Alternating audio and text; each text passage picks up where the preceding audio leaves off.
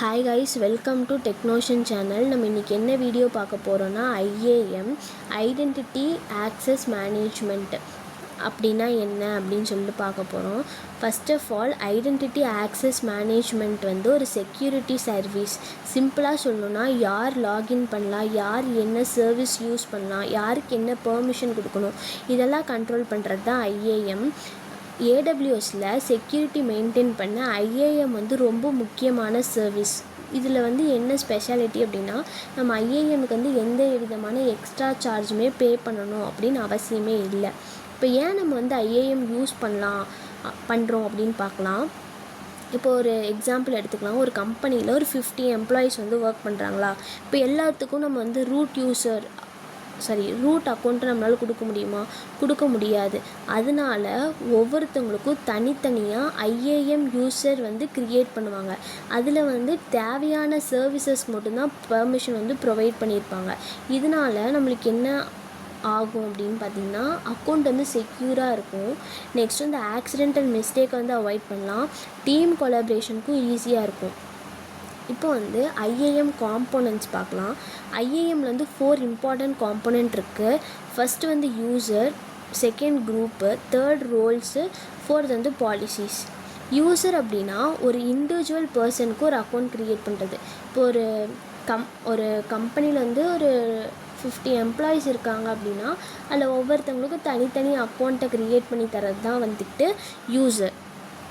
Next வந்து groups அப்படின்னா, இப்போ டெவலப்பர், ஒரு கம்பெனி வந்து ஒரு 5 டெவலப்பர்ஸ் இருக்காங்க, 3 டெஸ்டர்ஸ் இருக்காங்க.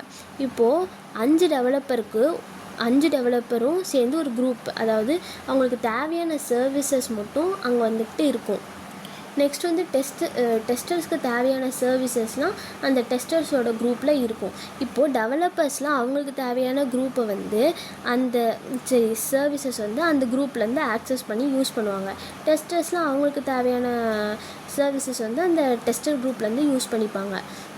இப்போ வந்து ரோல் அப்படின்னா, இப்போது டெவலப்பர் குரூப்பில் இருக்கிற சர்வீசஸ் தாண்டி அவங்களுக்கு ஒரு சர்வீஸ் வந்து தேவைப்படுது அப்படின்னா, அந்த ஒர்க் முடிய அந்த சர்வீஸ் வந்து அவங்களுக்கு ஆக்சஸ் பண்ணுற மாதிரி டெம்பரவரியாக அந்த சர்வீசஸ் வந்து ஆக்சஸ் பண்ணுற மாதிரி அவங்களுக்கு பெர்மிஷன் கொடுத்துருப்பாங்க.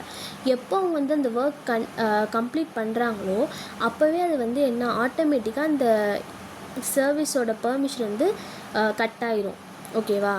இதுதான் வந்துட்டு ரோல் அப்படின்னு சொல்லிட்டு சொல்கிறாங்க. ரோல்ஸுன்ற பாலிசிஸ் அப்படின்னா, எதெல்லாம் வந்து யாரெல்லாம் ஆக்சஸ் பண்ணலாம், என்னென்னலாம் பண்ணலாம், என்னென்னலாம் பண்ணக்கூடாது அப்படின்னு சொல்கிறது தான் வந்து பாலிசிஸு. இப்போ வந்து இதுக்கு ஒரு ரியல் டைம் எக்ஸாம்பிளோட பார்க்கலாம். இப்போ ஒரு காலேஜ் எடுத்துக்கலாம். இப்போது அதில் வந்து பிரின்சிபல் தான் வந்து அட்மினிஸ்ட்ரேட்டர், ஸ்டூடெண்ட் தான் வந்து ஐஏஎம் யூசர், கிளாஸ் வந்து ஐஏஎம் குரூப்பு. அதாவது பிரின்சிபல் தானே அந்த ஒட்டுமொத்த காலேஜுமே வந்து அட்மினிஸ்ட்ரேட் பண்ணுவார். ஸோ அவர் தான் அட்மினிஸ்ட்ரேட்டர்.